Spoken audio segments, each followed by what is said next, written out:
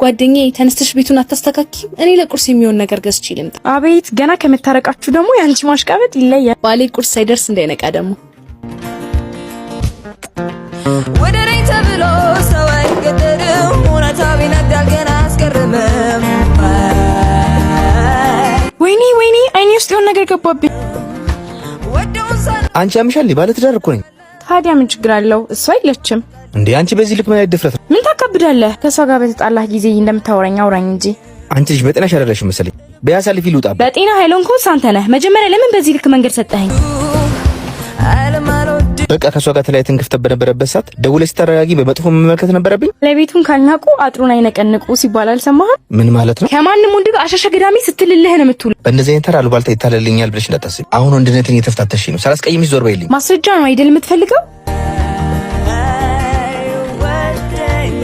ምንድን ነው የማየው? ለሁሉም ወንድ ተመሳሳይ ፍቅር እየሰጠች የምትፈልገውን የምትወስድ የሁሉም ሴት ናት።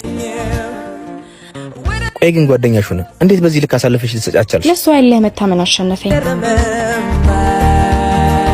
እንዴ ማሪ ቁርስ አበላ ወዴት ነው? እውነትም ባለቤቱን ካልናቀዋሉ ሁለታችሁ ማጠገቤ እንዳደርሱ